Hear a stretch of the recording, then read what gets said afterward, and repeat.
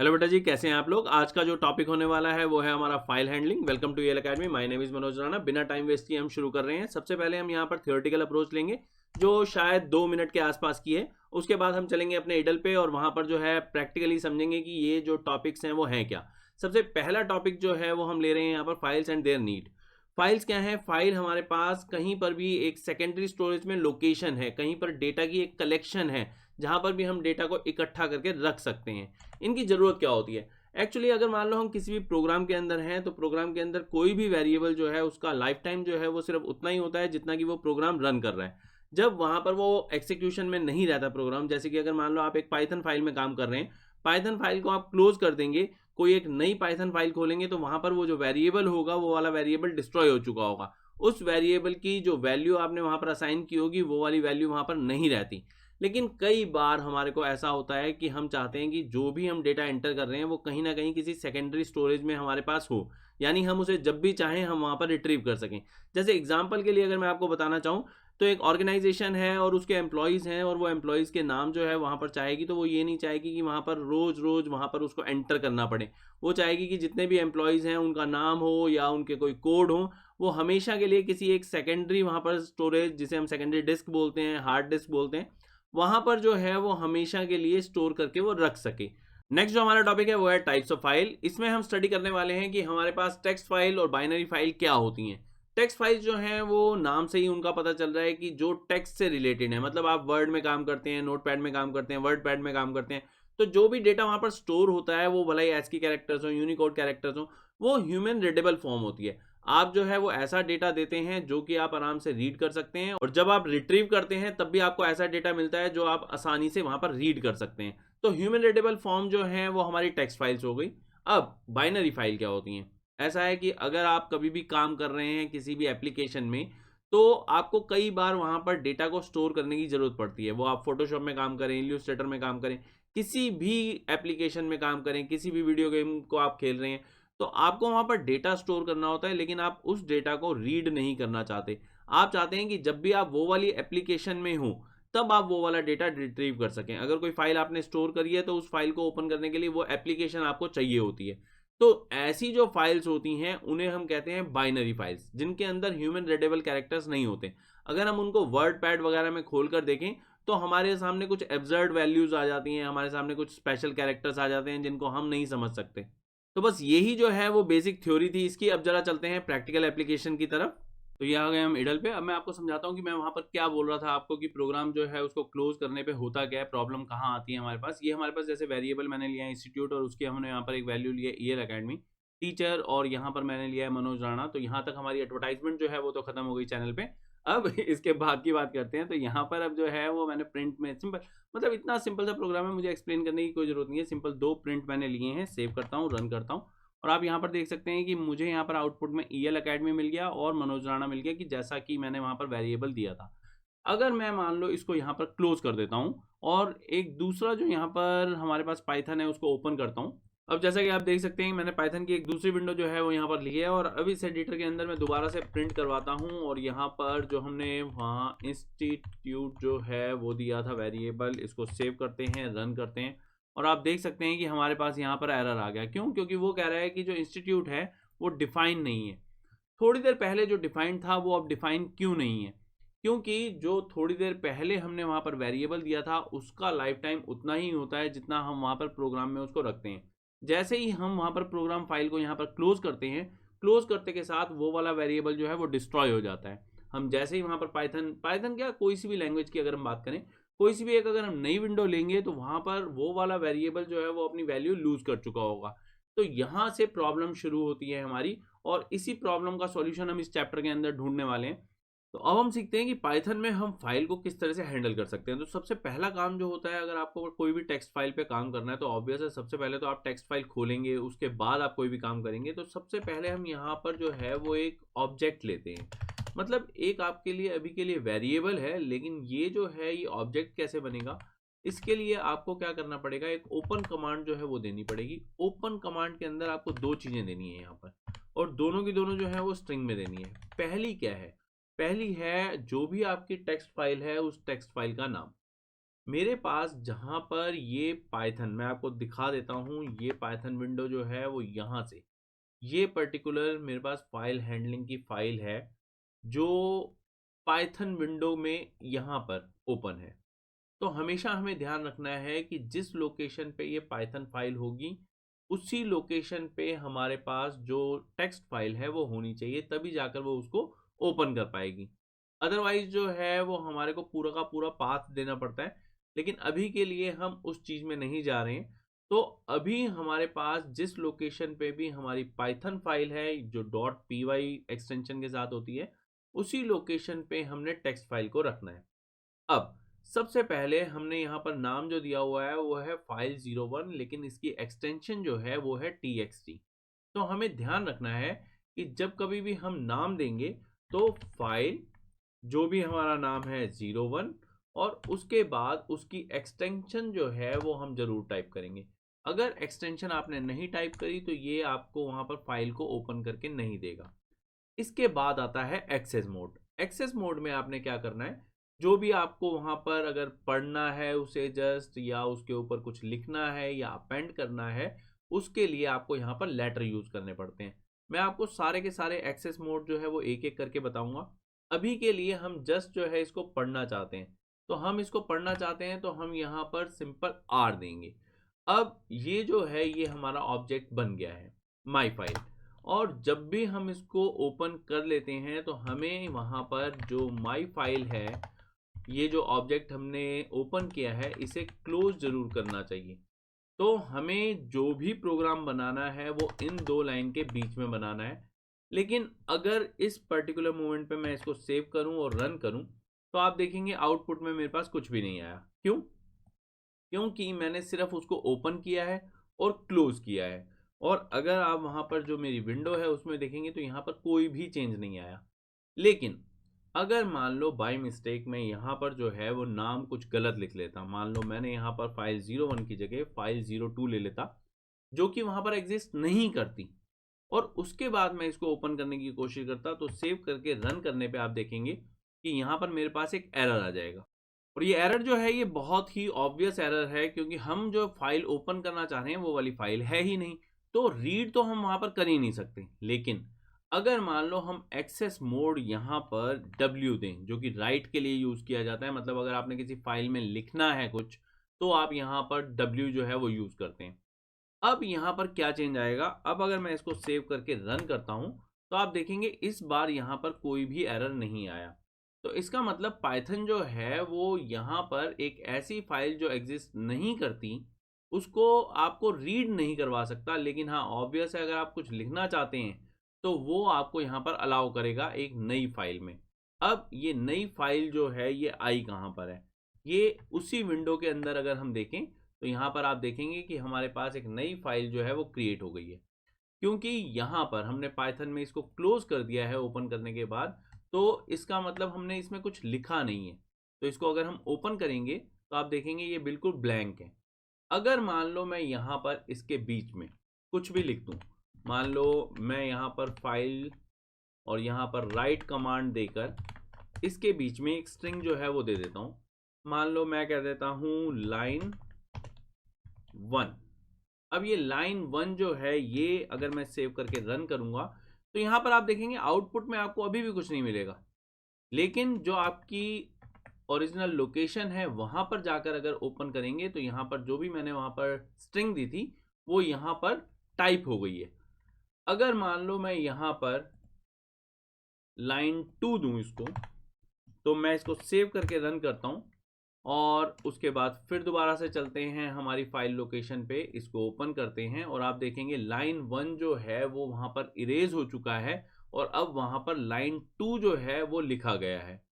तो इस चीज का आप ध्यान रखेंगे कि अगर हम कभी भी W मोड में हैं, ये जो हमारा एक्सेस मोड होता है ये राइटिंग के लिए होता है। अगर वहां पर फाइल एग्जिस्ट नहीं करती तो वो फाइल क्रिएट कर देता है। अगर फाइल ऑलरेडी एग्जिस्ट करती है तो अगर आपने यहाँ पर कोई कमांड नहीं दी तो वो उसको ब्लैंक कर देगा। अगर आपने राइट कुछ करवाया है तो ये उसको ओवर राइट कर देगा, मतलब उसमें जो भी पहले लिखा हुआ होगा वो वहां से हट जाएगा। अगर मान लो ये वाली लाइन मैं यहाँ पर से हटा देता हूँ, उसके बाद सेव करके रन करता हूँ, तो अब आप देखेंगे कि हमारी जो फाइल है वो वाली फाइल ब्लैंक हो चुकी है, क्योंकि मैंने यहाँ पर कुछ भी नहीं लिखवाया। तो ये जो है ये W मोड हमेशा हमें ध्यान से वहाँ पर यूज़ करना चाहिए, क्योंकि अगर हमने W मोड जो है वो हमने लिया हुआ है जो राइट मोड होता है, तो इसके अंदर कोई ना कोई डेटा जो है वो हमें देना जरूर है। चलो फिर दोबारा से वही करते हैं, हम यहाँ पर माई फाइल लेते हैं, इसके अंदर जो है वो राइट करते हैं और जो हमने पहले दिया था यानी लाइन 1 वो दे देते हैं। ये हमने यहाँ पर लाइन 1 जो है वो लिखवा दिया और उसके बाद हमने फाइल को क्लोज कर दिया। अब मान लो मुझे बाद में ध्यान आया कि नहीं यार, मैंने पूरा का पूरा काम तो नहीं किया वहाँ पर फाइल में, और मुझे जो वो फाइल है उसमें कुछ और भी लिखना है।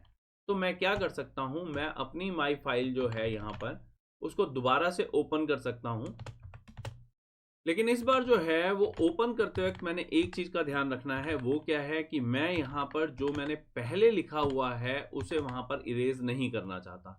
तो ऐसे में मैं फाइल का नाम जो है वो file2.txt तो दूंगा, लेकिन यहाँ पर एक्सेस मोड जो है वो दूंगा अपेंड, जो ए से यहाँ पर सिंबलाइज होता है।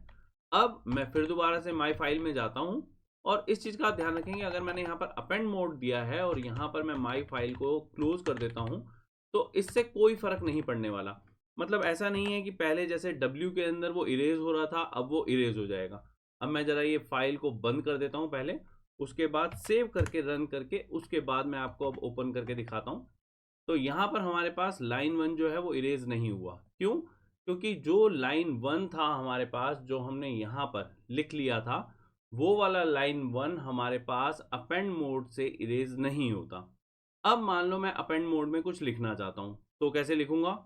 लिखने के लिए मुझे बिल्कुल सेम कमांड जो है वो यूज़ करनी है, यानी जो भी मेरे पास वहाँ पर ऑब्जेक्ट है माई फाइल जैसा मैंने लिया हुआ है। और इस चीज़ का आप ध्यान रखेंगे, जो मैंने यहाँ पर वेरिएबल लिया है ये वाला वेरिएबल ज़रूरी नहीं है मेरे लिए, यहाँ पर ये वाला वेरिएबल ज़रूरी है, क्योंकि ये रीओपनिंग है।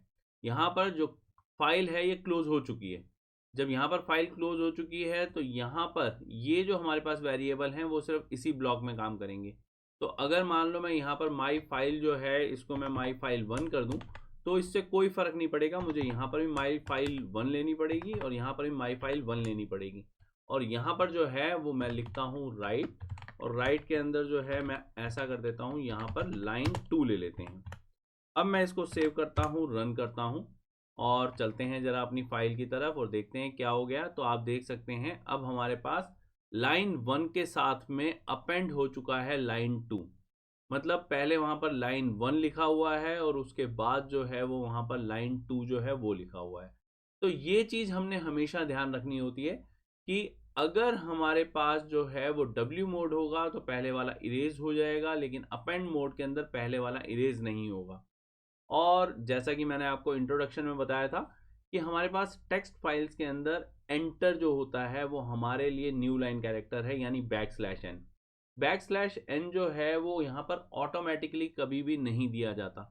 तो हमेशा हमें वहाँ पर जो भी देना है, भला ही वो वहाँ पर टैब हो, कॉमा हो या स्पेस हो या वहाँ पर न्यू लाइन कैरेक्टर हो, वो हमारे को स्ट्रिंग के अंदर देना पड़ेगा। जब आप उसको न्यू लाइन कैरेक्टर को देंगे तभी जाकर वहाँ पर वो टेक्स्ट फाइल में एक एंटर जो है, मतलब जो नेक्स्ट लाइन है, वो आपको देगा। तो ये तो हमने देखा कि हमारा राइट मेथड जो है वो किस तरह से काम करता है। अब यहाँ पर एक और मेथड जो है वो मैं आपको बताता हूँ वो किस लिए काम करता है। अगर मान लो हमारे पास लिस्ट है, जैसे हम जो है वो एक लिस्ट ले लेते हैं L। अब इस लिस्ट के अंदर जो है वहाँ पर हम कुछ नया लिख देते हैं। यहाँ पर हम ऐसा करते हैं ABCD लिख देते हैं, फिर उसके बाद जो है वो यहाँ पर हम लिख देते हैं EFGH, और फिर हम यहाँ पर स्ट्रिंग जो है वो दे देते हैं IJKL। अब ये जो है ये हमने एक लिस्ट बना दी। अब इसमें ये A से लेकर L तक, मान लो मैं ये चाहता हूँ कि ये सारे के सारे जितने भी मेरे पास अलग अलग मैंने एलिमेंट की तरह लिए हुए हैं, ABCD जो स्ट्रिंग है वो एक एलिमेंट है हमारे लिस्ट का, तो ये जो भी मेरे पास एलिमेंट है ये सारे के सारे एक के बाद एक जुड़ते हुए आ जाएं।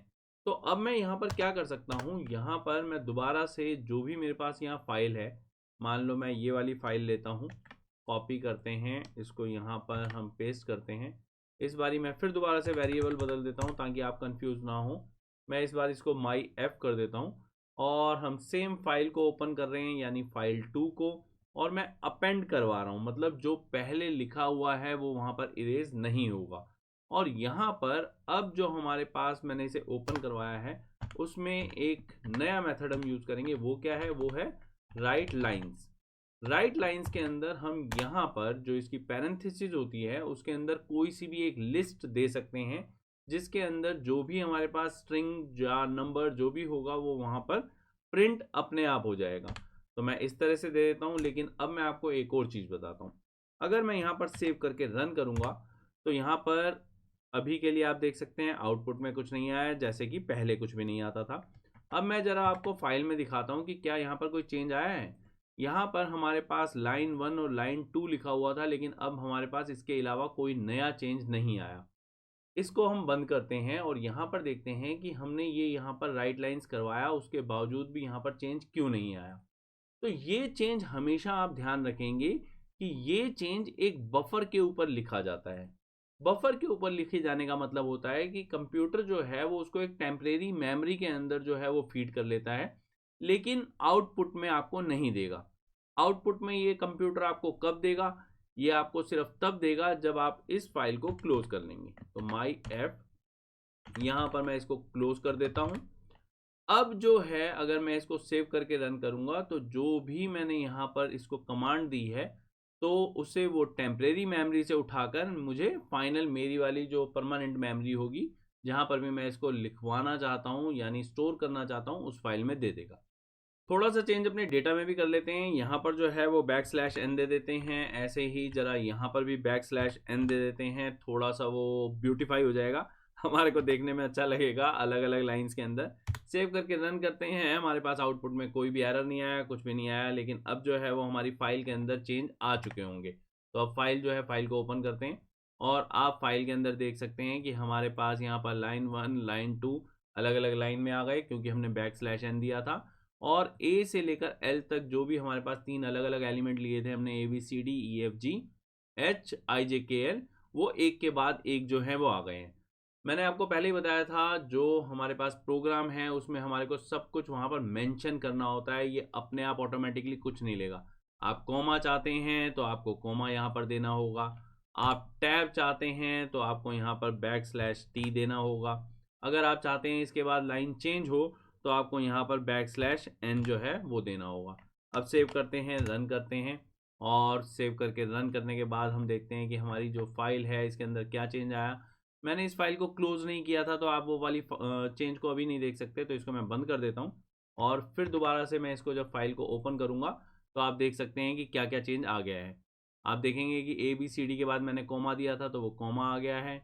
ई एफ जी एच के बाद जो है वो मैंने एक टैब दिया था तो यहाँ पर टैब आ गया है। आई जे के एल के बाद मैंने यहाँ पर बैक स्लैश एन दिया था जो आप देख नहीं सकते, लेकिन अब मैं जो भी टाइप करूँगा वो वहाँ पर नेक्स्ट लाइन में आ जाएगा। और आप देख सकते हैं कि मेरा कर्सर जो है वो यहाँ पर आ गया है, मतलब यहाँ नहीं है, यहाँ पर है मेरा कर्सर अब। तो ये जो कर्सर की पोजीशन होती है ये जहाँ पर भी पहुँच चुकी होती है फाइनल, हमेशा जो नेक्स्ट लाइन में हम कमांड देंगे वो वहीं से कंटिन्यू होती है। तो अब इस वाली फाइल को ज़रा बंद कर देते हैं और वापस अपने पाइथन पे चलते हैं। अब अगर हम यहाँ पर देखें तो हम ये देखते हैं कि अगर हम इसको यहाँ से डिलीट कर दें, मैं सेव करूँ रन करूँ तो यहाँ पर हमारे पास जो है वो आउटपुट में कुछ भी नहीं आया। लेकिन अब अगर मान लो मैं फाइल को ओपन करता हूँ तो फाइल में जो भी डेटा मैंने वहाँ पर एंटर किया था वो अभी भी है, यानी मेरे प्रोग्राम से अब इस फाइल पे कोई फ़र्क नहीं पड़ रहा है। अगर मैं उसको जब तक कमांड नहीं दूंगा, जब तक मैं वो वाली फाइल ओपन नहीं करूंगा, उसके अंदर कुछ लिखवाता नहीं हूँ इससे, तब तक वो उस फाइल को टच नहीं करेगा। वो सारा डेटा जो है वो परमानेंटली स्टोर हो गया। जो मेन हमारे फाइल बनाने का मेन मोटो था वो पूरा हो गया। मतलब हमने टेम्परेरी जो भी हमारे वेरिएबल लाइफ थी उस वेरिएबल लाइफ से ज़्यादा वहाँ पर डेटा स्टोर करना आप सीख लिया है।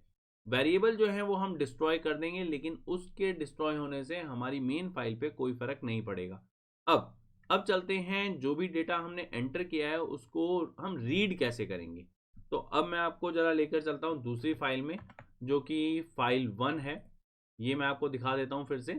यहाँ पर हमारे पास ये लिखा हुआ है मैंने, this is line 1 of the text file, this is line 2 of the text file, और 3, इसी तरीके से 3 लाइनें मैंने दी हैं। अब जरा यहाँ पर जो है इसको रीड करते हैं। रीड करने के लिए मुझे ऑब्जेक्ट जो है वो बनाना पड़ेगा। मैं फिर से इसमें माई फाइल ऑब्जेक्ट बनाता हूँ। माई फाइल के अंदर मैं इसको ओपन करता हूँ। फिर से मुझे वहाँ पर 2 चीज़ें देनी है।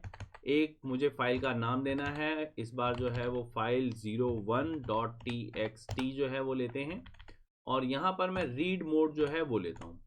अब यहाँ पर माई फाइल, और हमेशा जो है वो क्लोज हमेशा करवाना चाहिए ताकि जो मेमोरी है वो कंज्यूम ना हो हमारे कंप्यूटर की। अब यहाँ पर इसके बीच में मैं इसको रीड करवाता हूँ।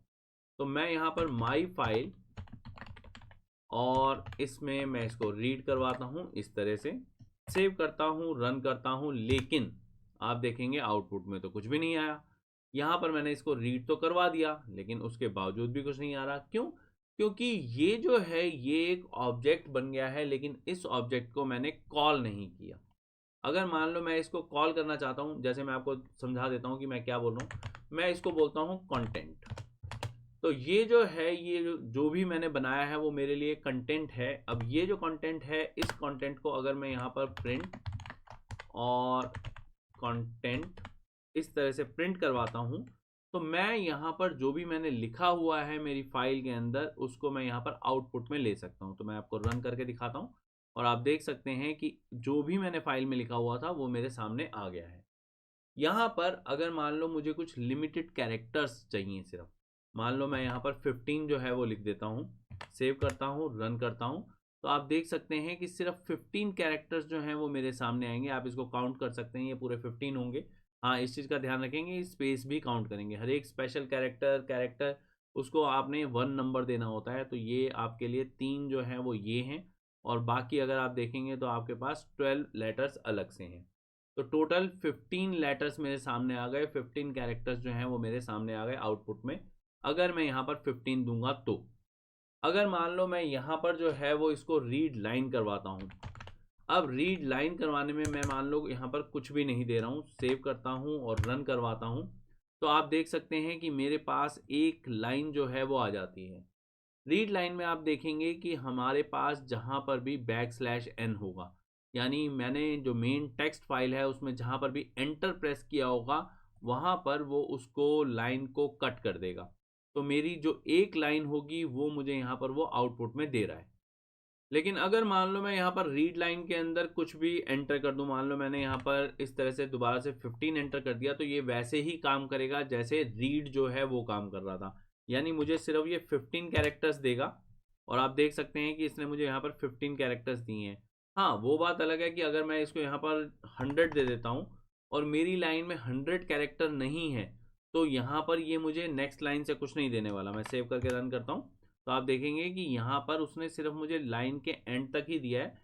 जहाँ पर \n आ जाएगा, जहाँ पर लाइन जो है वो एंड हो जाएगी, जिसे हम EOL बोलते हैं, एंड ऑफ लाइन, वो जो हमारा EOL कैरेक्टर होता है, उसके बाद रीड लाइन जो है वो उसके आगे नहीं जाता मेथड। तो ये आप ध्यान रखेंगे। अब मान लो मैं रीड लाइन की जगह यहाँ पर रीड लाइन्स कर देता, और यहाँ पर जो है मैं इसको हटा देता, तब मेरे पास क्या होता? तब मेरे पास लिस्ट में सारे का सारा जो कंटेंट है वो आ जाता एलिमेंट बन के। मैं आपको रन करके दिखाता हूँ कि मैं क्या बोल रहा हूँ। तो आप देख सकते हैं कि मेरे पास जो 3 लाइन थी, वो 3 लाइन अलग अलग वहाँ पर एलिमेंट बन के मेरे सामने आ गई हैं। तो रीड लाइन और रीड लाइंस कैसे काम करता है वो आपको पता होना चाहिए। रीड जो है वो टोटल जो भी हमारी फाइल होती है, फर्स्ट लेटर से लेकर लास्ट लेटर तक वो आपको सब कुछ देगा, एक के बाद एक, एग्जैक्टली उसी ऑर्डर में जैसे आपने लिखा हुआ है। अगर मान लो आपने लाइन बाय लाइन लिखा है तो वो लाइन बाय लाइन देगा। अगर आपने कैरेक्टर बाय कैरेक्टर एक के बाद एक लिखा हुआ है, आपने पूरा पैरा लिखा हुआ है, तो वो आपको वहाँ पर लाइन लाइन में ब्रेक नहीं देने वाला। अगर आप रीड लाइन लेंगे तो एक लाइन, मतलब आपने एंटर जहाँ पर प्रेस किया है, जहाँ पर भी वहाँ \n है, एंड ऑफ लाइन है, वहां तक आप पढ़ सकते हैं। वहां तक अगर आप कोई स्पेसिफिक नंबर देंगे तो उस नंबर तक लेटर्स जो हैं वो आपके सामने आ जाएंगे। हाँ, अगर लाइन से ज़्यादा हुए, जैसा मैंने आपको दिखाया है, तो आपको वहां पर वो नहीं मिलने वाले। आपको वहां पर एक ही लाइन मिलेगी। रीड लाइंस मेथड के अंदर आपको एक लिस्ट मिलेगी जिसके अंदर अलग अलग लाइंस जो होंगी वो ऑटोमेटिकली वहां पर अलग अलग एलिमेंट्स बन के आपके सामने आ जाएंगी।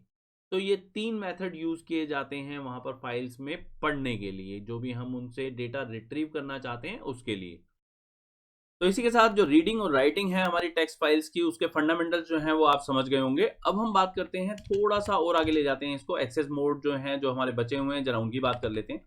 मैं एक फाइल ऑब्जेक्ट बनाता हूं एफ ओपन, और जैसा कि हम पहले करते ही थे, हम यहाँ पर जो है एक फाइल ले लेते हैं। फाइल मैं इसको नाम दे देता हूँ फाइल 01 txt, और यहाँ पर जो एक्सेस मोड है वो एक नया मोड लेते हैं, वो है हमारे पास R+। ये R+ मोड जो है वो होता है रीड एंड राइट के लिए। मतलब अब हम वहां पर रीड भी कर सकते हैं, और अगर हम वहां पर कुछ लिखवाना चाहें इस फाइल में तो हम लिखवा भी सकते हैं। अब इसके बाद जो है मैं इसको यहाँ पर क्लोज कर देता हूं, जैसा हमेशा करते हैं, फाइल क्लोज। और मैं आपको पहले फोल्डर जो है वो दिखा देता हूं जिस फोल्डर में हम हैं। यहाँ पर हमारे पास file3.txt नाम की कोई भी फाइल नहीं है।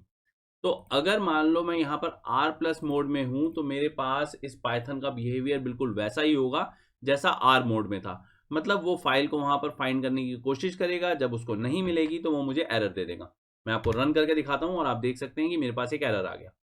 लेकिन अगर मैं यहाँ पर W+ लेता, तो W+ मोड जो होता है, ये वाला मोड भी राइट एंड रीड का ही होता है। मतलब इसमें भी राइट कर सकते हैं, रीड भी कर सकते हैं हम।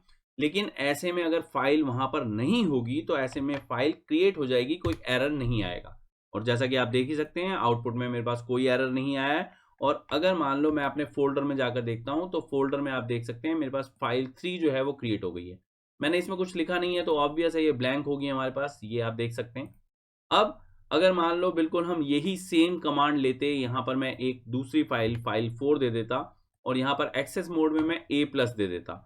अब मैं इसको सेव करके रन करता, तो इस केस में भी मेरे पास कोई एरर नहीं आएगा, और एक फाइल जो है वो क्रिएट हो जाएगी फाइल 4 के नाम से।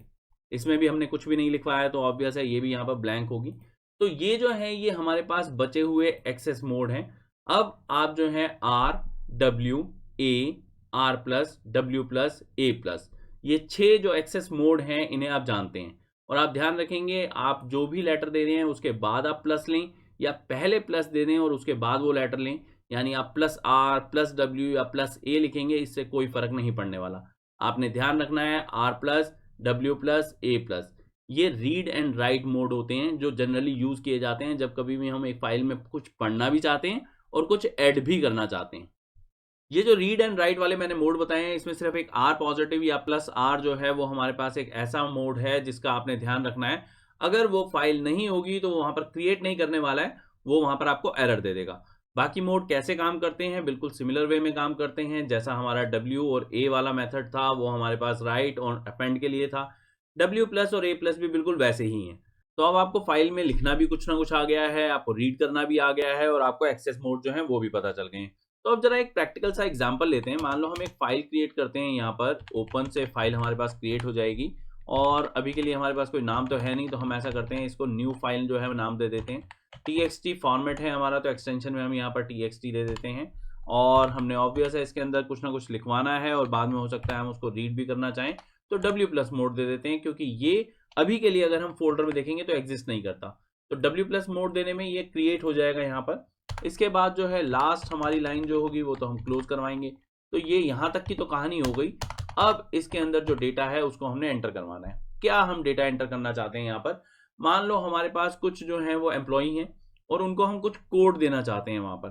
तो यहाँ पर सिंपल हमारे पास जो डेटा स्ट्रक्चर होगा वो क्या होगा, वो हमारे पास होगा कि हम इस फाइल के अंदर लिखवाएंगे राइट, और यहाँ पर हमारे पास जो है सबसे पहले हम स्ट्रिंग जो है वो देंगे, इसमें एम्प्लॉय नेम कर देते हैं, इसके अंदर कैपिटल में दे देते हैं एम्प्लॉय नेम, और यहाँ पर जो है वो हम कॉलन दे देते हैं, थोड़ा सा गैप आ जाएगा यहाँ पर।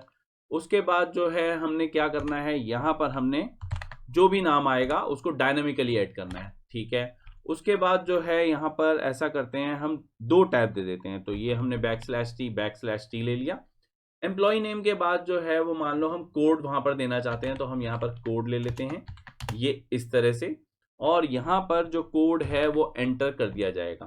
फॉर्मेट के अंदर जो है वो यहाँ पर 2 डेटा हमारे को चाहिए होंगे, क्योंकि हमने यहाँ पर 2 कर्ली ब्रेसेस लिए हैं, ये और ये। ये जो है ये हमारे पास, अगर आप स्ट्रिंग चैप्टर जो है वो अच्छी तरह से कर चुके हैं तो आपको फॉर्मेट कमांड पता होगी कैसे काम करती है। अगर नहीं तो मैं आपको बता देता हूँ। फॉर्मेट के अंदर हमारे पास दो वेरिएबल जो भी हम यहाँ पर ऑर्डर में देंगे वो यहाँ पर पहली ब्रैकेट जो करली ब्रेसेस हैं और दूसरी करली ब्रेसेस में रिस्पेक्टिवली वो वहाँ पर फिल हो जाएंगे। मान लो मैं पहले वाले को नाम देता हूँ डेटा 1 और दूसरे वाले को नाम देता हूँ डेटा 2। तो यहाँ पर डेटा 1 और डेटा 2 जो है वो ऑटोमेटिकली आ जाएंगे, लेकिन वो डेटा 1 और डेटा 2 हैं कहाँ पर? तो डेटा 1 जो है वो मैं यहाँ पर इनपुट में ले लेता हूँ और इनपुट में भी मुझे वहाँ पर बताना पड़ेगा कि मैं क्या मांग रहा हूँ। तो मैं ऑब्वियस है एम्प्लॉय नेम मांग रहा हूँ, तो मैं यहाँ पर कॉपी जो है इसको करता हूँ और यहाँ पर पेस्ट कर देता हूँ। तो यहाँ पर उसको पता चल जाएगा कि मैं उससे एम्प्लॉय नेम जो है वो मांग रहा हूँ। उसके बाद जो है हमारे को डेटा 2 भी चाहिए, तो डेटा 2 के लिए मैं क्या करूँगा, डेटा 2 लेता हूँ यहाँ पर। उसमें भी मुझे इनपुट चाहिए और इनपुट में मैं यहाँ पर कोड चाहता हूँ उससे। तो यहाँ पर कोड जो है यहाँ इस तरह से दे देते हैं और अब जो भी वहाँ पर यूज़र है, यूज़र को पता चल जाएगा कि मैं वहाँ पर उससे एम्प्लॉय नेम और कोड मांग रहा हूँ और ये जो हमारे पास कमांड है ये वहाँ पर उसको जो भी हमारी फाइल है उसके अंदर एंटर कर देगी। लेकिन मैं चाहता हूँ कि सिर्फ एक एम्प्लॉय का नाम या एक कोड आकर ये वाला जो प्रोग्राम है ये क्लोज ना हो, बल्कि ये जो है वो रिपीटेडली चलता जाए। तो ऐसे में हम क्या करते हैं, एक वाइल लूप जो है वो ले लेते हैं। तो वाइल ट्रू लूप जो है वो मैं लेता हूं यहाँ पर। वाइल ट्रू लूप जो है ये इनफाइनाइट लूप होता है। अब यहाँ पर पहले तो मैं इसको इस लूप के अंदर ले जाता हूँ इस तरह से, और अब इस इनफाइनाइट लूप को ब्रेक करने के लिए मुझे कुछ ना कुछ चाहिए होगा। तो यहाँ पर जो है वो एक इफ स्टेटमेंट जो है वो दे देते हैं। लेकिन इफ स्टेटमेंट जो है वो हमारे पास कैसे आएगी? सबसे पहले हम यहाँ पर जो है वो एक चॉइस लेते हैं और चॉइस जो है उसमें भी हम इनपुट जो है लेते हैं। वो क्या है, यहाँ पर मैं पूछ लेता हूँ, मैं पूछता हूँ do you want to enter another, क्या कहें इसको, डेटा कर देते हैं, अनदर डेटा। और यहाँ पर जो है वो क्वेश्चन मार्क के बाद मैं वहाँ पर उसको ऑप्शन जो है वो y और n का दे देता हूँ, y/n। काफ़ी है इतना समझाने के लिए कि मैं उससे क्या पूछ रहा हूँ। मैं उससे y और n में पूछ रहा हूँ कि वहाँ पर वो चाहता है डेटा या नहीं। और ये y और n जो है वो यूनिवर्सल हमारे लिए येस और नो के लिए यूज़ किए जाते हैं, तो इसमें टेंशन लेने की हमारे को ज़रूरत नहीं है। अब यहाँ पर हमारे पास जो है इफ़ जो हमारी स्टेटमेंट है वो क्या चेक करेगी। अगर मान लो जो चॉइस है वो मैं कह देता हूं यहाँ पर कैपिटल Y या Y, तो ये मैंने फ्रीडम दे दी। वहाँ पर जो भी यूज़र है अगर वो गलती से कैपिटल Y दे देगा तो भी ये वाला प्रोग्राम जो है वो ब्रेक नहीं करेगा। तो अगर ये ऐसा है तब तो ये कंटिन्यू हो जाएगा लूप, और अगर ऐसा नहीं है, मतलब उसने Y नहीं दिया उसके अलावा कुछ भी दिया, तो ये वाला जो लूप है वो ब्रेक हो जाएगा। अब वो n लिखे या वो वहाँ पर गलती से कुछ और टाइप कर देगा तो ये वाला लूप ब्रेक हो जाएगा। लेकिन अगर उसने y कैपिटल या y स्मॉल दिया है तो ये वाला लूप जो है वो आगे रन करेगा। वो उससे फिर दोबारा से डेटा 1 जो है वो लेगा, फिर वो वहाँ पर डेटा 2 लेगा और उसके बाद वो वहाँ पर जो भी हमारे पास राइट मोड है, हमारा राइट मेथड है, उसके हिसाब से वहाँ पर डेटा जो है वो एंटर करेगा। इस चीज़ का हमने ध्यान रखना है कि जो भी वहाँ पर डेटा एंटर होगा ऑटोमेटिकली कुछ भी नहीं होने वाला। तो यहाँ पर क्योंकि हम चाहेंगे कि अलग अलग लाइन के अंदर हो तो हमारे को एक \n जो है वो भी देना पड़ेगा। तो यहाँ पर एक \n दे देते हैं ताकि हर एक वहाँ पर एम्प्लॉय नेम और कोड के बाद जो है वो वहाँ पर नई लाइन हमारे को मिल जाए। तो यहाँ पर हमारा प्रोग्राम जो है वो कंप्लीट हो गया है, लेकिन हमने एक मिस्टेक जो है वो यहाँ पर की है कि स्लैश जो है वो दे दिया है, \_ नहीं दिया। तो \/ दे देते हैं, इस टाइपो को सही कर देते हैं। तो हमारी टाइपिंग मिस्टेक सही करने के बाद और कुछ देख लेते हैं, हमारे पास और कोई प्रॉब्लम दिख तो नहीं रही। अगर कोई होगी तो फिर देखेंगे यहाँ पर वापस आकर, लेकिन अभी के लिए हमारे को प्रोग्राम परफेक्ट लग रहा है तो सेव करके रन करते हैं। और सबसे पहले वो हमसे एम्प्लॉय नेम मांग रहा है, हम इसको राम दे देते हैं। कोड मांग रहा है, हम इसको A01 दे देते हैं। यहाँ पर वो कह रहा है कि एंटर करें हम, तो कैपिटल Y देते हैं और कैपिटल Y के बाद हम देखते हैं कि हाँ हमारा लूप जो है वो कंटिन्यू हुआ है। अब यहाँ पर जो है नेक्स्ट हम यहाँ पर दे देते हैं श्याम, और इसे जो कोड है वो हम दे देते हैं A02। इस बार जो है वो हम स्मॉल y देते हैं और ये हमने स्मॉल y दिया तो इसमें भी हमारा कंटिन्यू हो रहा है, तो इसका मतलब यहाँ पर भी ओके चल रहा है। एम्प्लॉय नेम जो है वो हम दे देते हैं घनश्याम और इसका जो कोड है वो दे देते हैं A03। एंटर करते हैं, फिर हमसे मांग रहा है ये कुछ। इस बार जो है वो मैं यहाँ पर 6 एंटर कर देता हूँ, मतलब मैंने इसमें y नहीं दिया, y के अलावा मैं कुछ भी एंटर करूँगा तो वो ऑब्वियस है ब्रेक करना चाहिए, और वो ब्रेक हो गया। अब जरा यहाँ पर देखते हैं कि क्या ये हमारे पास फाइल जो है वो क्रिएट हुई है हमारे फोल्डर में। तो हाँ, हम देख सकते हैं कि हमारी एक न्यू फाइल जो है वो क्रिएट हो गई है, और ये जो न्यू फाइल है इसको ओपन करते हैं, और आप देखेंगे कि हमारे पास वहाँ पर जो भी 3 हमारे पास एम्प्लॉय नेम थे और जो भी उसके कोड थे वो आराम से वहाँ पर एंटर हो गए हैं। तो इस तरह से हम वहाँ पर प्रोग्राम जो है वो बना सकते हैं, जिसमें जो हम डेटा एंटर करते हैं वो टेम्परेरी मेमोरी में नहीं रहता, बल्कि एक हमारे पास सेकेंडरी ड्राइव में हम उसको वहाँ पर स्टोर करके रख सकते हैं। आप देख सकते हैं कि वो एक फाइल क्रिएट हो गई है। तो टेक्स्ट फाइल में बेसिकली इस तरह से डील किया जाता है। अब कई बार हमारे पास ऑलरेडी टेक्स्ट फाइल्स होती हैं और हमने वहाँ पर डेटा को रिट्रीव करना होता है, और वो भी एक स्पेशल फॉर्मेट में। तो उसके लिए मैं आपको कहूँगा कि आप स्ट्रिंग चैप्टर जो है उसको बहुत अच्छे ढंग से कर लें, अगर आप टेक्स्ट फाइल जो हैं उनके साथ डील करना चाहते हैं। क्योंकि टेक्स्ट फाइल के साथ में डील करना है तो स्ट्रिंग चैप्टर की बहुत सारी कमांड्स, बहुत सारे बिल्ट इन मेथड्स जो हैं वो वहाँ पर यूज़ किए जाते हैं, और वो सारे आपको हेल्प करेंगे फाइल हैंडलिंग को अच्छी तरह से समझने में। एक एग्जाम्पल उसका भी लेते हैं और फिर हम आगे बढ़ेंगे। अब जो मैं एग्जांपल लेने वाला हूं उसके लिए मुझे एक फाइल की जरूरत थी, जो कि मैंने ऑलरेडी यहां पर ली हुई है जेनेटिक्स के नाम से। आप देख सकते हैं इसके अंदर कुछ क्वेश्चंस हैं और उसके आंसर्स दिए हुए हैं। अब यहां पर मैं आपको क्या दिखाना चाहता हूं इस एग्जांपल में, मैं आपको दिखाना चाहता हूं कि अगर मान लो हमें कोई एक एप्लीकेशन चाहती है कि हम वहां पर कोई स्पेशल लाइन उसको अलग से दें, वहां पर कोई हम वहां पर उसको स्पेशल कैरेक्टर या कोई एक स्पेशल वर्ड जो है वो फाइंड करके दें, या फिर वो चाहती है कि हम जितने भी वर्ड्स हैं उनको वहां पर कॉमा सेपरेटेड वैल्यूज की तरह दे दें, तो हम ऐसा कर सकते हैं। हम अगर चाहें तो इस वाली फाइल के अंदर क्वेश्चंस को अलग कर सकते हैं, आंसर्स को अलग कर सकते हैं। अगर हम हर एक वहाँ पर जो भी अलग अलग वर्ड है उसके बीच में कॉमास चाहते हैं तो हम वहाँ पर कॉमास जो है वो प्लेस करवा सकते हैं। एक नई फाइल क्रिएट करके उसके अंदर ये वाला डेटा अलग अलग वहाँ पर एंटर करवा सकते हैं। तो एक एक करके मैं आपको समझाता हूँ कि किस तरह से ये सब कुछ किया जा सकता है। यहाँ पर हमारे पास हम आ गए हैं इडल में। अब इडल में हम क्या करेंगे, सबसे पहले जो है F1 एक फाइल ऑब्जेक्ट जो है वो बनाते हैं, और ओपन कमांड के साथ में हमारा फाइल ऑब्जेक्ट जो है वो बन जाता है। जो हमारे पास फाइल ऑलरेडी है जो कि जेनेटिक्स नाम से है txt, इसको हम ओपन कर लेते हैं, और इसमें हम एक्सेस मोड जो है वो रीड रखते हैं, क्योंकि हम नहीं चाहते इसके अंदर कोई भी चेंज आए। तो ये हमने वहां पर एक फाइल ऑब्जेक्ट बना लिया।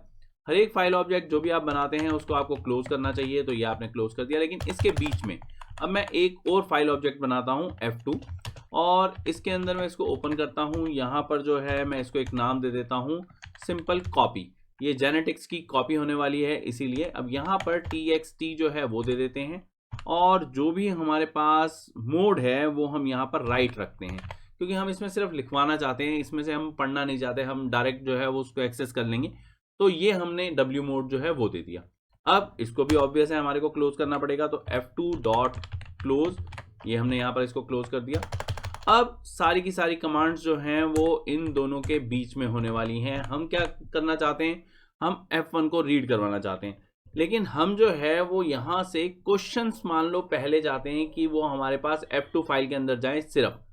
और अगर हम यहाँ पर, मैं आपको दोबारा से दिखा देता हूँ, यहाँ पर अगर हम क्वेश्चंस की बात करें तो हर एक क्वेश्चन जो है वो क्यू से स्टार्ट हो रहा है। तो हमारे को जब भी डेटा सेपरेट करना होता है तो सेपरेशन के अंदर हमारे को कोई ना कोई स्पेसिफिक वहाँ पर चीज़ चाहिए होती है कि हम वहाँ पर किस तरह से, जिसे हम डिलिमिटर कहते हैं, मतलब एक लाइन दूसरी लाइन से अलग कैसे है। वो क्यू से स्टार्ट हो रही है, वो स्पेस से स्टार्ट हो रही है, वो टैब से स्टार्ट हो रही है। एक लाइन दूसरी लाइन से अलग जो है वो ऑब्वियस है, कंप्यूटर अपने आप ये नहीं समझ सकता कि ये क्वेश्चन है और क्वेश्चन के बाद जो आएगा वो आंसर आएगा। तो अगर मान लो हमारे को इसको समझाना है कि ये कैसे है, तो कोई ना कोई डिलीमीटर होना चाहिए। जैसे हमारा क्यू जो है वो यहाँ पर सिग्निफाई कर रहा है कि ये हमारा क्वेश्चन है। अब बात ये है कि पाइथन में इस क्यू को किस तरह से लेकर जाएं, तो यहाँ पर हम रीड करवाते हैं। रीडिंग के लिए हम कमांड लेते हैं F1 डॉट रीड लाइन। अब ये जो रीड लाइन है इसमें वो एक लाइन जो है वो पढ़ लेगा, ठीक है। ये आता क्या है, ये हमारे पास स्ट्रिंग आती है, ये मैं आपको पहले बता देता हूँ। अगर मान लो मैं यहाँ पर इसको प्रिंट करवाता हूँ, और ये नहीं प्रिंट करवाता, इनफैक्ट इसका टाइप जो है वो मैं आपको प्रिंट करवा के दिखाता हूँ कि ये क्या है। तो ये मैं सेव करता हूँ, रन करता हूँ, तो आप देख सकते हैं कि ये जो है ये स्ट्रिंग है। तो आपको ये चीज़ पता होनी बहुत ज़रूरी है कि ये हमारे पास जो डेटा आ रहा है वो डेटा कौन से टाइप का है, क्योंकि तभी आप वहाँ पर मेथड जो है वो यूज़ कर सकते हैं। तो अब आपको ये क्लियर हो गया होगा कि F1 जो भी हम वहाँ पर रीड लाइन दे रहे हैं, F1 रीड लाइन हमारे को स्ट्रिंग दे रहा है। अब ये जो हमारे पास स्ट्रिंग आई है इसको हम क्या करेंगे, इसको मैं ऐसा करता हूँ, जो मेरे पास यहाँ पर लाइन है इसे मैं लाइन एक वेरिएबल दे देता हूँ, ताकि मुझे बार बार F1 डॉट रीड लाइन ना लिखना पड़े। तो अब आप ध्यान रखेंगे कि लाइन क्या है। लाइन जो है वो हमारे पास F1 की वहां पर पहली लाइन है, क्योंकि हम पहली बार ये वाली कमांड दे रहे हैं, तो ये जस्ट पहली लाइन है। अब इसके अंदर जो है मैं यहां पर पूछता हूं इफ लाइन, और यहां पर स्टार्ट्स विद जो है ये आपको पता होना चाहिए कि ये स्ट्रिंग का एक मेथड है जो बिल्ट इन मेथड होता है। और अगर मैं यहां पर पूछता हूं कि ये कैपिटल क्यू के साथ में स्टार्ट हो रहा है, तो मैं यहां पर कुछ करवाना चाह रहा हूं। वो मैं क्या करवाना चाह रहा हूं, और मैं चाहता हूं कि अगर ये क्यू से स्टार्ट हो रहा है तो ये यहां पर जो हमारी F2 फाइल हमने बनाई है जो कि copy.txt है, इसके अंदर हम इसको लिख दें। तो मैं इसमें राइट जो है वो मेथड यूज करूंगा, और राइट मेथड के अंदर जो भी मेरी लाइन है वो मैं एंटर कर दूंगा।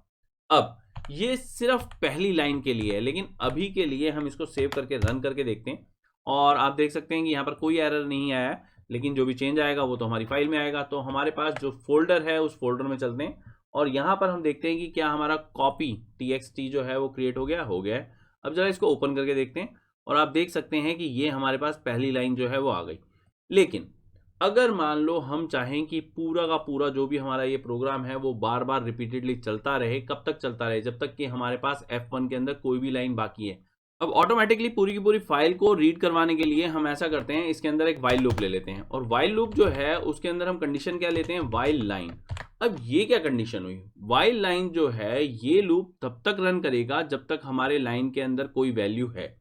अब बात ये है कि ये लाइन के अंदर की वैल्यू को कैसे रीड करेगा, तो वो ये देखेगा कि लाइन के अंदर वैल्यू है हमारे पास F1 रीड लाइन, और ये क्या करता है, रीड लाइन के अंदर ये मेथड एक लाइन को रीड करके जो हमारा फाइल ऑब्जेक्ट हो जाता है उसको वो नेक्स्ट लाइन में लेकर चला जाता है।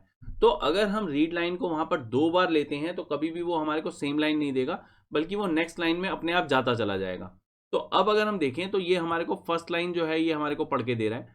अगर ये फर्स्ट लाइन को यहाँ पर पढ़ के दे रहा है तो अब हम क्या करें, अब यहाँ पर हम चाहते हैं कि हम सेकेंड लाइन में जाएं, लेकिन कब जाते हैं, वो हम इस चेकिंग के बाद चाह रहे हैं। तो सबसे पहले तो ये वाली चेकिंग जो है इसको हम फॉर्मेट करके इंडेंट कर देते हैं ताकि ये वाइल लूप के अंदर चली जाए।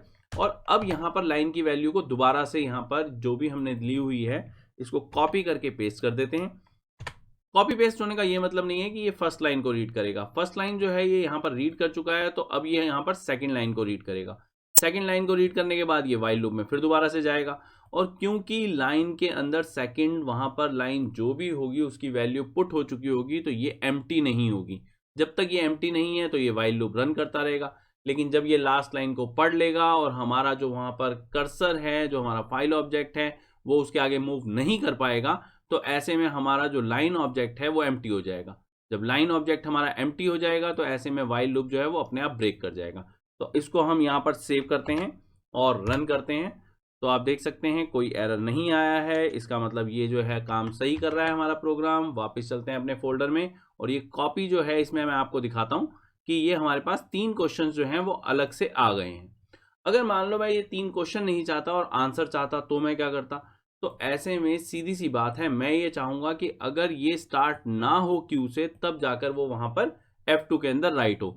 वो कैसे करवाया जा सकता है, वो सिंपल नॉट से करवाया जा सकता है। अगर मान लो मैं नॉट के बाद यहां पर इस तरह से ये मैं ब्रैकेट के अंदर ले लेता हूं पूरा, अब अगर मैं सेव करके रन करवाता हूं तो आप यहां पर देखेंगे कि एरर अभी भी नहीं आया है। तो इसका मतलब हमारे पास फिर दोबारा से हम कॉपी में जाएं तो हमें वहां पर सब कुछ सही सही मिलेगा। देखें क्या हमारे को मिल रहा है, बिल्कुल सही मिल रहा है। यहाँ पर जो भी हमारे पास ये लाइन है ये हमारे पास लाइन आ गई, और हम वहां पर आराम से देख सकते हैं कि हम क्वेश्चंस को अलग कर सकते हैं, आंसर्स को अलग कर सकते हैं। लेकिन अगर मान लो मैं ये चाहता हूं कि यहाँ पर एक एक वर्ड मेरे पास अलग अलग आए, क्या ऐसा करवाया जा सकता है? बिल्कुल करवाया जा सकता है। कैसे करवाएंगे, अब यहाँ पर ऐसा करते हैं, अगर हम वर्ड एक एक सारे का सारा जो है वो अलग चाहते हैं, इसको हम हटा देते हैं पहले के लिए। अब क्योंकि हम चाहते हैं कि ये पूरी फाइल जो है उसको रीड करे, तो हम यहाँ पर जो है वो कमांड लेते हैं F1 रीड, और इसमें हमारे पास क्या आएगा वो मैं आपको प्रिंट करके दिखा देता हूँ। यहाँ पर आप पहले से जो जेनेटिक्स है वो देख चुके हैं, तो जेनेटिक्स वाली फाइल जो है वो हमारे पास पूरी की पूरी आने वाली है। और मैं इसका टाइप जो है वो आपको टाइप भी दिखा देता हूँ। F1.read अगर मान लो हम लेते हैं, सेव करके रन करते हैं, तो ये आप देखेंगे कि मेरे पास पहले जो भी पूरी फाइल थी वो आ गई है, और लास्ट में वो हमारे को बता रहा है कि ये स्ट्रिंग है। तो F1.read जो है ये भी हमारे को वहां पर एक स्ट्रिंग दे रहा है, ये आपको क्लियर होना चाहिए। अब हम इसको यहाँ पर प्रिंट तो नहीं करवाना चाहते, हम क्या चाहते हैं, हम सारा का सारा डेटा लेना चाहते हैं। तो हम यहाँ पर डेटा ले लेते हैं। F1.read अगर मैं दूंगा तो ये मेरे पास टोटल डेटा आ गया। अब मैं इस डेटा का क्या करवाना चाहता हूँ, मैं इस डेटा के अंदर हर एक वर्ड को अलग करना चाहता हूँ। अगर मैं हर एक वर्ड को अलग करना चाहता हूँ तो मेरे पास क्या तरीका है, मेरे पास यहाँ पर स्ट्रिंग का एक मेथड होता है स्प्लिट। अगर मान लो मैं यहाँ पर स्प्लिट मेथड लेता हूँ तो अपने आप वहाँ पर जो है वो सेपरेशन आ जाएंगी। जहाँ जहाँ पर भी हमारे पास special character, space, tab, new line character होते हैं, वहाँ पर स्प्लिट मेथड अपने आप काम करता है। अब इस स्प्लिट मेथड के बाद मैं क्या चाह रहा हूँ, मैं मान लो इसको एक लिस्ट बनाना चाह रहा हूँ, तो मैं इसको ऐसा करता हूँ एल, और इसे मैं लिस्ट के अंदर ले जाता हूँ। अब ये जो मेरे पास लिस्ट आ गई है, मैं आपको ये प्रिंट करके दिखाता हूँ। यहाँ पर मैं इसे प्रिंट करता हूँ, प्रिंट एल, सेव करके रन करते हैं। तो यहाँ पर आप देख सकते हैं कि हमारे पास जहाँ पर भी स्पेस, टैब या न्यू लाइन उसको मिला, उसने वहाँ पर उसको अलग अलग अलग अलग कर दिया है। तो ये हमारे पास अलग अलग बहुत सारे मेथड्स होते हैं जिससे हम एक डेटा को किसी एक फाइल से उठाकर दूसरी फाइल में ले जा सकते हैं। अब अगर मान लो हम यही डेटा जो हमने लिस्ट के अंदर वहां पर स्टोर किया है, इस डेटा को हम चाहते हैं कि किसी दूसरी फाइल के अंदर वो कोमा सेपरेटेड वैल्यूज की तरह चला जाए, तो हम क्या कर सकते हैं। अगर मान लो यहाँ पर एक एक एलिमेंट को हम उठाकर किसी दूसरी फाइल में ले जाना चाहते हैं, तो उसके लिए हम क्या करेंगे, फॉर आई इन एल। इसका क्या फायदा है, ये हर एक एलिमेंट जो भी हमारी लिस्ट एल के अंदर है उसको वहां पर इटरेट करेगा। और इटरेट करने के बाद हम क्या चाह रहे हैं, हम चाहते हैं कि वो जो है वो जो भी हमारे पास दूसरी फाइल है, F2 फाइल जो हम ले रहे हैं, इस F2 फाइल के अंदर राइट कर दिया जाए। तो राइट मेथड जो है वो हम लेते हैं और इसके अंदर हम आई दे देते हैं। अब इसके बाद क्या हम ये चाहते हैं कि सीधा सीधा वर्ड के बाद वर्ड, मैंने आपको शुरुआत में ही ये चीज बताई थी, ऑटोमेटिकली पाइथन कुछ नहीं करने वाला।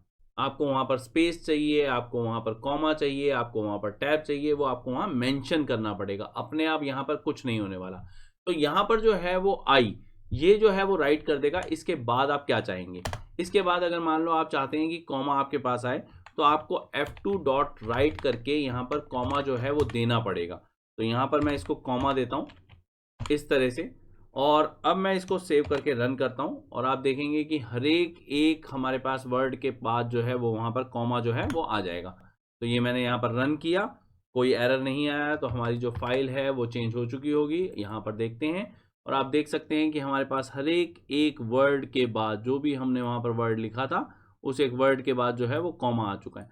तो इस तरह से हम जो है बहुत सारे अलग अलग ऑपरेशन कर सकते हैं एज पर रिक्वायर्ड। जो भी वहाँ पर एप्लीकेशन है, जो भी हम वहाँ पर काम कर रहे हैं, उसमें वो हमसे क्या पूछना चाह रहा है, क्या वो हमसे चाहता है कि हम उसको करके दें, उसके हिसाब से। अगर आपने स्ट्रिंग चैप्टर में, फिर से बता रहा हूँ कि अगर आपने स्ट्रिंग जो है वो अच्छी तरह से किया हुआ है और आपको उसके मेथड्स पता हैं, तो आप बहुत कुछ करवा सकते हैं। तो बस बेटा जी, इस प्रोग्राम के साथ मैं ऐसा कह सकता हूँ कि जो हमारा टेक्स्ट फाइल है वो रफली अपने एंड पे आ गया है। उसके बाद हमने बाइनरी फाइल करनी है, लेकिन हाँ, इसमें एक छोटा सा टॉपिक जो है वो रह गया है, वो है हमारा ऑफसेटिंग का। तो इसमें हम जो फाइल ऑब्जेक्ट है उसको किस तरह से हैंडल कर सकते हैं, फाइल ऑब्जेक्ट को हम किस तरह से मूव करवा सकते हैं। फाइल ऑब्जेक्ट जो है उसको टेंशन लेने की जरूरत नहीं, कोई ज्यादा खतरनाक चीज नहीं है, सिंपल ये कर्सर है। ऑब्वियस है, कर्सर जहां पर ब्लिंक कर रहा है, अगर मैं कुछ भी लिखता हूँ आप देख सकते हैं कि ये वहीं पर ही लिख रहा है। अगर मैं कर्सर को नीचे ले जाऊंगा तो ये यहाँ पर लिखना शुरू कर देगा। तो फाइल ऑब्जेक्ट जो है ये सिंपल हमारा कर्सर है। तो इसको सिंपल कर्सर ही मान के आप चलोगे तो बहुत इजीली समझ में आ जाएगा। जो हमारा एक बाइट होता है वो हमारा एक कैरेक्टर होता है। मतलब हम कितने कैरेक्टर वहां पर आगे कुछ लिखना चाहते हैं, मान लो मैं यहाँ पर स्पेस दबाता हूँ तो ये स्पेस क्या करता है, एक बाइट आगे ले जाता है यहाँ पर, फिर एक स्पेस दबाता हूँ तो फिर एक बाइट आगे चला जाता है। तो कितनी बाइट आगे जाकर आप कुछ लिखना चाहते हैं और कहाँ से, अगर मान लो मैं यहाँ पर कह रहा हूँ तो ये मेरी थर्ड लाइन की शुरुआत है, ये वहां पर 0 बाइट पे नहीं है। 0 बाइट जो है वो मेरा फर्स्ट लाइन की शुरुआत होती है। तो ये जो है ये किस तरह से काम करता है, अब इसकी बात करते हैं। जो हम करने जा रहे हैं वो है सीक एंड टेल मेथड। अब सीक एंड टेल मेथड के अंदर हम जो फाइल यूज करेंगे वो है हमारी फाइल 01। ये .txt है, हमारे पास 3 इसके अंदर लाइंस हैं और आप देख ही सकते हैं बहुत सिंपल सा मैंने यहाँ पर टेक्स्ट दिया हुआ है। अब हमने देखना है कि यहाँ पर जो हमारा सीक और टेल मेथड है वो करते क्या है। इसके लिए आपको पता होना चाहिए कि फाइल ऑब्जेक्ट की करंट पोजीशन से मतलब क्या होता है। एक्चुअली ये जो टेक्स्ट कर्सर होता है हमारा, जो भी फाइल के अंदर यहाँ पर आप देख रहे हैं कि ब्लिंक कर रहा है, ये टेक्स्ट कर्सर की हमारी करंट पोजीशन का हम पता लगा सकते हैं कि ये कहाँ पर है। हम यहाँ पर इसको ऑफसेट दे सकते हैं। ऑफसेट देने का मतलब ये होता है कि हम यहाँ पर इसको मूव करवा सकते हैं कि ये, जैसे शुरुआत अगर हम करते हैं कभी भी किसी फाइल की, तो ये यहाँ पर होती है, मतलब बिगनिंग ऑफ द फाइल में। अब यहां से हमने इसको अगर मूव करवाना है तो हम कहीं पर भी ले जा सकते हैं इसको एक ऑफसेट देने के बाद। और हमारे पास 3 रेफरेंस पॉइंट्स होते हैं इस पूरे के पूरे मेथड के अंदर। हमारा जो मेथड है मेन सीक मेथड, उसके अंदर रेफरेंस पॉइंट यूज होता है। टेल के अंदर तो कोई आर्ग्यूमेंट आपको देने की जरूरत ही नहीं होती। सीक मेथड में जो रेफरेंस पॉइंट होते हैं वो 3 हम यूज करते हैं, 0 1 2। 0 हमेशा बिगनिंग ऑफ द फाइल के लिए यूज होता है, 2 हमेशा एंड ऑफ द फाइल के लिए यूज होता है, और 1 आपका कर्सर उस वक्त जहां पर भी होगा वो उस करंट पोजीशन के लिए 1 यूज होगा। अब इसको देखते हैं पाइथन में जो मैं बोल रहा हूं उसका मतलब क्या है।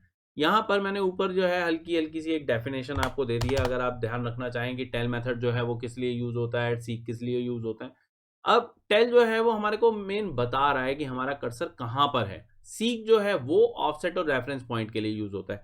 लेकिन जस्ट ये पढ़ के आपको ये ऐसे समझ में नहीं आने वाला, तो हम यहाँ पर एक प्रोग्राम बनाते हैं। इसके अंदर हम एक फाइल ऑब्जेक्ट ले लेते हैं, और फाइल ऑब्जेक्ट मैंने आपको पहले ही बताया है कि हम कौन सी फाइल लेने वाले हैं, फाइल 01।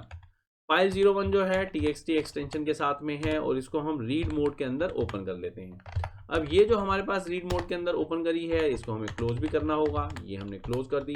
और इसके बीच में अब अगर मान लो मैं शुरुआत में आपको यहाँ पर प्रिंट करके दिखाऊं f.tel, तो ये आपको जब आप ओपन करेंगे तो ऑब्वियस है आपका कर्सर जो है वो बिगनिंग ऑफ द फाइल पे होगा, यानी यहाँ पर। तो जब कभी भी आप इसका आउटपुट लेंगे, मैं आपको सेव करके रन करके दिखाता हूँ, तो आप देखेंगे आपके पास आउटपुट जो है वो 0 आया है। अगर मान लो हम यहाँ पर इससे रीड लाइन करवाते हैं, हम कहते हैं प्रिंट f.readline। अब यहाँ पर ये एक लाइन पढ़ चुका है। अब यहाँ पर मैं दोबारा से प्रिंट और यहाँ पर कहता हूँ f.tel। अब मुझे वो कर्सर की करंट पोजीशन बताए रीड लाइन के बाद। तो यहाँ पर आप देखेंगे कि शुरुआत में वो था 0 जो है वो तो बिगनिंग ऑफ द फाइल है, यानी यहाँ पर। उसके बाद उसने एक लाइन को रीड किया। इस लाइन के अंदर कितने कैरेक्टर हैं वो मैं आपको बता देता हूँ। यहाँ पर 1 2 3 4 5 6 7 8 9 10 11 12 13 14 15 16 कैरेक्टर्स हैं। इसके बाद \n 2 कैरेक्टर वो हो गए। तो हमारे पास जो पोजीशन है वो हो जाएगी हमारी यहाँ पर, क्योंकि रीड लाइन जो होता है ये हमेशा हमारे कर्सर को नेक्स्ट लाइन पे यहाँ पर छोड़ता है। अगर मान लो मैं इसके बाद यहाँ पर जो है, ये मैं आपको दिखा देता हूँ, इसके बाद मैं f.read करवाता हूँ, तो f.read करवाने पे क्या होने वाला है, ये हमारा जो कर्सर है जहां पहुंच चुका है उसके बाद पढ़ना शुरू करेगा। तो कर्सर हमारा कहां पहुंच चुका था वो आपको अब क्लियर हो गया होगा, हमारी पहली लाइन के नेक्स्ट लाइन की शुरुआत में, मतलब पहली लाइन के एंड पे नहीं था ये नेक्स्ट लाइन की शुरुआत पे था। तो इस चीज का आप ध्यान रखेंगे। और ये जो 18 है, ये 18 जस्ट इसीलिए वहां पर आता है, ये आपको पता होना चाहिए। अब यहाँ पर ये तो हो गए हमारे टेल मेथड, मतलब जो वहां पर करंट पोजीशन अगर हमने कभी पता लगानी है तो हम टेल मेथड से बहुत इजीली पता लगा सकते हैं। अब देखते हैं कि सीक मेथड क्या करता है। सीक मेथड के अंदर हमारे पास रेफरेंस पॉइंट मैंने आपको बताया 0 1 2 हो सकते हैं, लेकिन ध्यान रखना वो सिर्फ बाइनरी फाइल के अंदर मेन काम करते हैं। अगर हम R एक्सेस मोड में हैं तो हम ध्यान रखेंगे कि हमारे पास जो रेफरेंस पॉइंट है वो 0 1 2 तो हम ले लेंगे, लेकिन 1 और 2 के अंदर हम ऑफसेट नहीं दे सकते। अगर हम यहाँ पर बाइनरी जो भी हमारा एक्सेस मोड होता है RB WB या AB उसमें हो, तब जाकर हमारे तीनों के तीनों रेफरेंस पॉइंट्स के अंदर हम ऑफसेट यूज कर सकते हैं। लेकिन अभी मैं आपको बताता हूँ कि ऑफसेट कैसे काम करता है। तो बेसिक जो इसका फंडामेंटल है वो पहले बात करते हैं, फिर बाइनरी की बात करेंगे। अब यहाँ पर जो है वो अगर मान लो मैं सीक मेथड लेता हूँ, और सीक मेथड में मैं कहता हूँ इसको 5, और मैंने यहाँ पर सिंपल इसको 5 दिया है, तो बाय डिफॉल्ट ये यहाँ पर ,0 ले लेगा, यानी रेफरेंस पॉइंट हमेशा बाय डिफॉल्ट वो 0 लेता है अगर मैं इसको नहीं दूंगा कुछ तो। अब सीक के बाद मैं क्या चाहता हूँ, मैं चाहता हूँ कि यहाँ पर ये जो है ये मुझे रीड लाइन करके दे, रीड लाइन, और मैं ऐसा करता हूँ ये प्रिंट करके आपको आउटपुट भी दिखा देता हूँ। अब ये करेगा क्या, ये कर्सर को जो भी हमारी फाइल है, मैं आपको फाइल दिखाता हूँ, ये इसकी शुरुआत में लेकर जाएगा और यहाँ से 1 2 3 4 5 बाइट आगे चला जाएगा। अब जब 5 बाइट आगे चला गया तो अब अगर मान लो रीड लाइन हमने किया तो ये हमारे को ये देने वाला है, इज लाइन 01।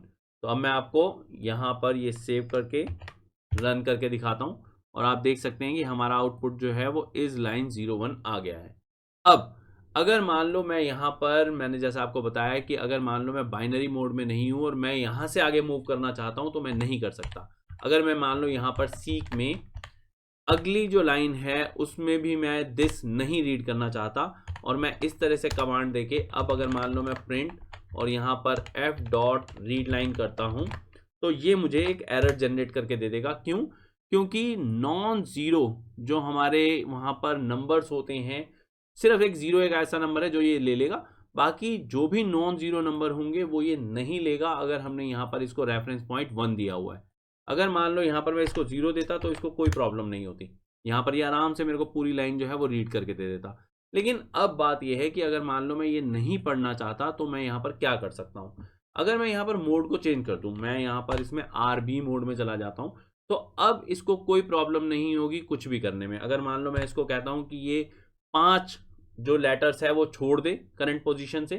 करंट पोजीशन कौन सी है? करंट पोजीशन है जब उसने फर्स्ट लाइन हमारे को रीड करके दे दी है।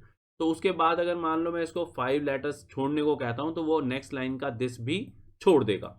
अब यहाँ पर सेव करके रन करके दिखाता हूँ और आप देख सकते हैं कि अब उसने आराम से वहाँ पर जो है ये मुझे पहले दे दिया और उसके बाद उसने ये मुझे नेक्स्ट लाइन में दे दिया बिना किसी एरर के।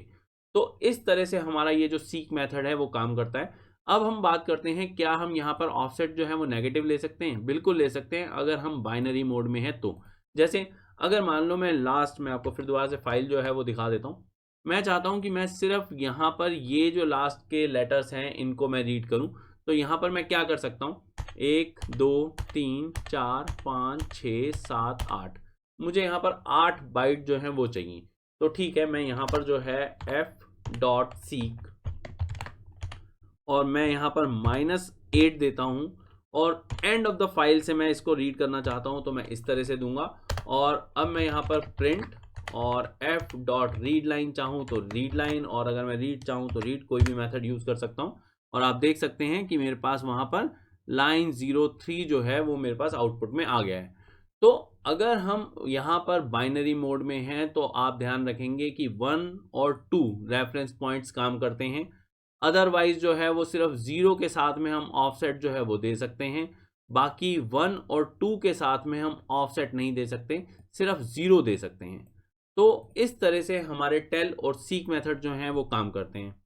इसके साथ बढ़ते हैं हमारे नेक्स्ट टॉपिक की तरफ। नेक्स्ट टॉपिक जो है वो है हमारा binary files and pickle module. पहले हम यहाँ पर जरा थ्योरेटिकल अप्रोच की बात करते हैं और उसके बाद मैं आपको लेके जाऊंगा इडल पे, जहां पर हम इसको प्रैक्टिकली समझेंगे कि किस तरह से यहाँ पर हमारा पिकल मॉड्यूल काम करता है। पहले हम बात करते हैं बाइनरी फाइल्स की। बाइनरी फाइल्स जो हैं वो हमारे पास ऐसी फाइल्स होती हैं जो ह्यूमन रीडेबल फॉर्म में नहीं होती।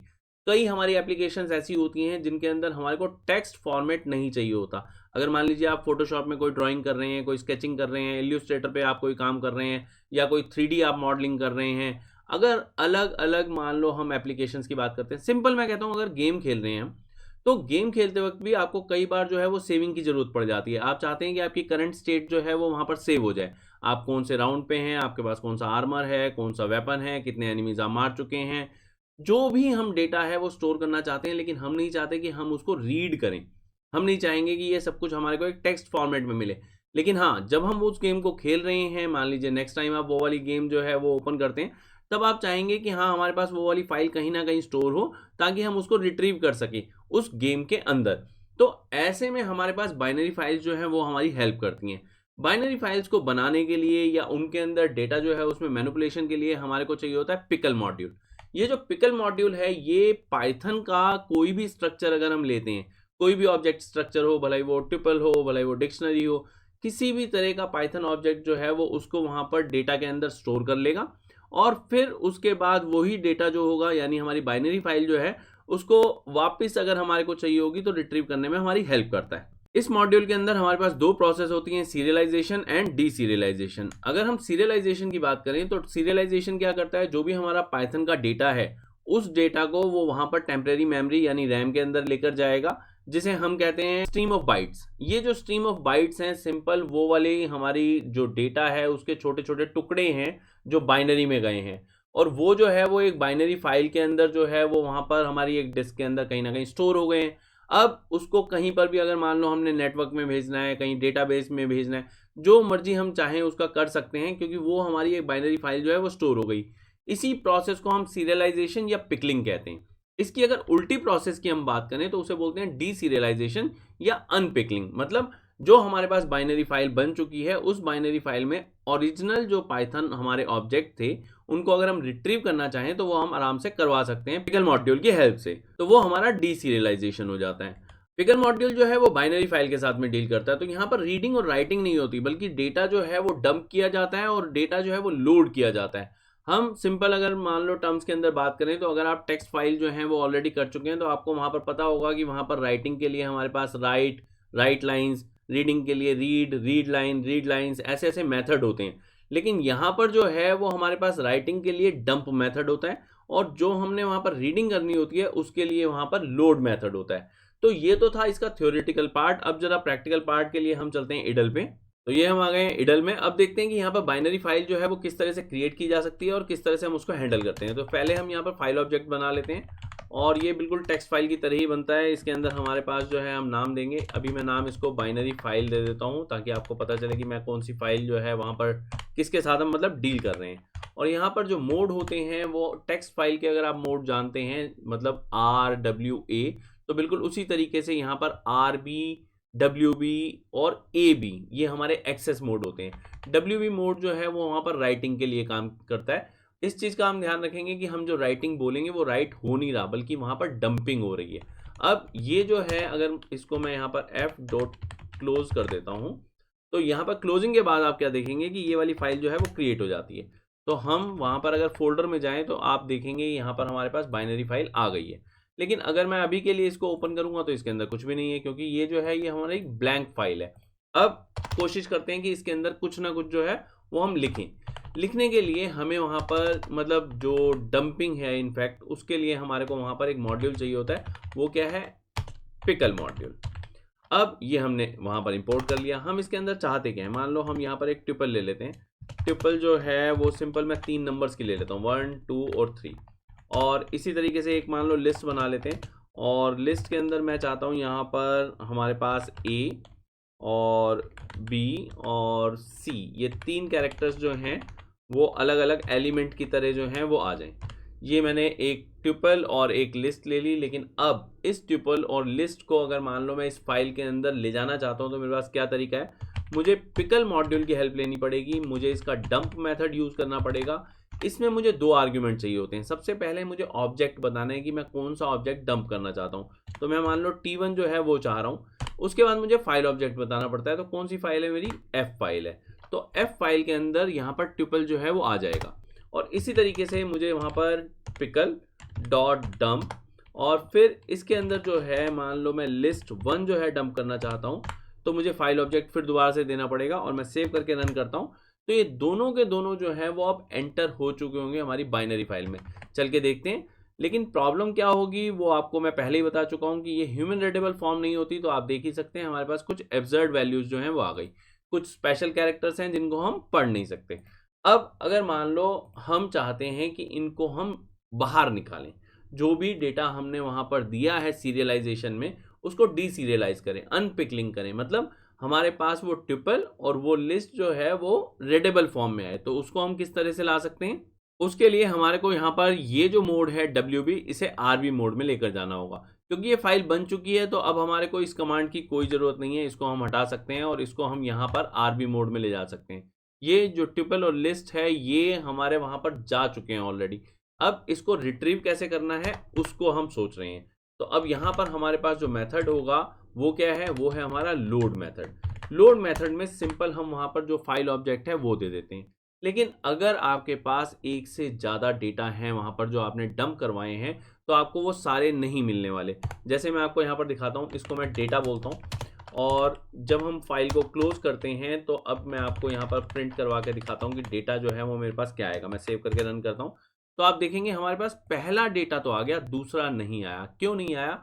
क्योंकि यहाँ पर जो हमारा लोड है वो सिर्फ पहला वाला डेटा दे रहा है। अगर मान लो मैं दोबारा से यहाँ पर डेटा 2 करता हूँ, और बिल्कुल यही मेथड जो है दोबारा से यूज़ करते हैं, लोड, और यहाँ पर मैं वही वाली फाइल जो है दोबारा से देता हूँ इसको, और मैं आपको यहाँ पर प्रिंट करके दिखाऊँ, ये डेटा 2। अब सेव करके रन करते हैं, तो आप देखेंगे कि हमारे पास दोनों के दोनों जो हैं वो डेटा आ गए हैं।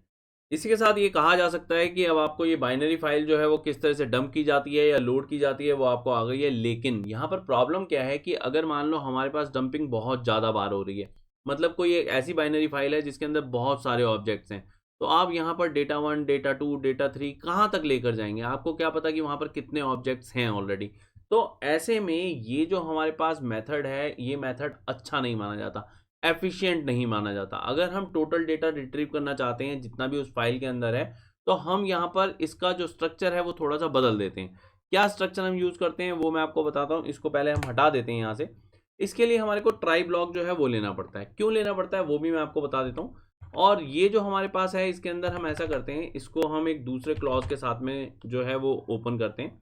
यहाँ पर विद क्लोज जो है वो यूज होता है। विद क्लोज जो होता है उसके अंदर विद ओपन के बाद हमारे को बाद में बताना पड़ता है कि हम उस फाइल ऑब्जेक्ट का क्या नाम ले रहे हैं। जैसे यहाँ पर मैंने जो है इसको एफ ले लिया। अब ये मेरे पास एक ब्लॉक आ गया। अब इस ब्लॉक के अंदर मैं क्या करता हूँ, वाइल ट्रू एक इनफाइनाइट ब्लॉक जो है वो बनाता हूँ। ये जो लूप है मेरे पास, जो वाइल लूप है, अब क्या चाहूंगा इसके अंदर, मैं चाहता हूँ यहाँ पर डेटा जो है वो एंटर हो। डेटा जो है मैं कहाँ से चाह रहा हूँ, डेटा मैं चाह रहा हूँ मेरी एफ फाइल में से। तो मैं यहाँ पर पिकल मॉड्यूल में से लोड करवाता हूँ और जो मेरे पास फाइल है वो एफ दे देता हूँ, और जो भी मेरा डेटा है वो यहाँ पर प्रिंट होकर मेरे सामने आ जाएगा। लेकिन अब प्रॉब्लम क्या है, ये अगर मान लो मैं बार बार करवा रहा हूँ, जैसे अगर मैं सेव करके रन करता हूँ ये, तो यहाँ पर आप देखेंगे कि मेरे पास ये बाद में एक एरर आ गया। अब ये एरर क्यों, ये एरर इसलिए आया है क्योंकि यहाँ पर जो है वो फाइल एंड हो गई है। अब ये एरर अगर मैं नहीं चाहता तो मैं क्या कर सकता हूँ, मुझे यहाँ पर जो है वो ट्राई ब्लॉक जो है वो यूज़ करना चाहिए। तो मैं यहाँ पर ट्राई ब्लॉक जो है वो यूज़ करता हूँ। इसको मैं इस ट्राई ब्लॉक के अंदर ले जाता हूँ। यहाँ पर जो है इसको इंडेंट कर देते हैं, और यहाँ पर हमें पता है कि एक्सेप्शन जो है वो क्या आने वाली है। तो यहाँ पर हम एक्सेप्शन के अंदर EOF एरर जो है वो हम लिख देते हैं, और इसके अंदर मैं इसमें वैल्यू जो है वो पास दे देता हूँ ताकि वहाँ पर कोई एरर ना आए। लेकिन इस चीज़ का आप ध्यान रखेंगे कि हमारे पास जो फाइल है ये ऑटोमेटिकली क्लोज हो जाती है विद में, लेकिन अगर एरर आएगा या वहाँ पर ट्राई ब्लॉक के अंदर है तो हमारे लिए अच्छा वे क्या रहता है कि हम इसको बाद में एफ डॉट क्लोज अलग से भी करवा दें। इन केस कि ये हमारे पास ओपन रह जाती है, जो कि हमारे पास एरर वाले केस में हो सकता है, तो ऐसे में हमारे पास एफ डॉट क्लोज जो है वो इंश्योर कर देगा कि हमारी फाइल क्लोज हो गई है। अब अगर मान लो मैं सेव करके रन करता हूँ तो आप देखेंगे कि मेरे पास जो भी डेटा मैंने इसके अंदर एंटर करवाया था वो अपने आप आ गया है। वो ऐसा नहीं है कि सिर्फ 2 हैं तो आएंगे, या ऐसा नहीं है कि 15 तक आएंगे। अब क्योंकि वो वाइल ट्रू लूप में है तो ऑब्वियस है आप उसके अंदर जितना भी डेटा लेंगे वो सारा डेटा आपको वापस जो है वो यहाँ पर मिल जाएगा। तो इसी के साथ हमारा जो चैप्टर है वो कंप्लीट होता है। फाइल हैंडलिंग, हमारी टेक्स्ट फाइल हो या बाइनरी फाइल हो, उसके सारे टॉपिक जो हैं वो मैंने कोशिश किया है कि पूरी की पूरी मैं एक्सप्लेन कर सकूं। फिर भी आपको अगर लगता है कि कहीं ना कहीं कोई कंटेंट जो है, या आपको लगता है कि कहीं मेरी एक्सप्लेनेशन जो है वो कहीं वीक रह गई, तो प्लीज़ आप मुझे कमेंट सेक्शन में जाकर बता सकते हैं। और इन केस आपको मेरा मेथड पसंद आया हो तो please like share and subscribe.